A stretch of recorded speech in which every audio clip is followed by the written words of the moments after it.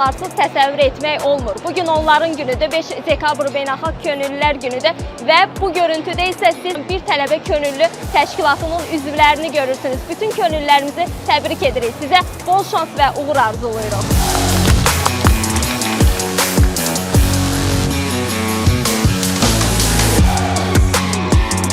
Bir könüllü olmaqla biz Elm və Təhsil Nazirliyinin təşkil etdiyi bir çox beynəlxalq səviyyəli, həm də yerli səviyyəli tədbirlərdə iştirak edirik ki, bu da bizim üçün təbii ki, qürurverici bir histir. İnsanlar üçün tədbirlərdə yaranan hər hansı bir problemlərin aradan qaldırılmasında, onlara koordinator vəzifəsində kömək etməkdə iştirak edirik.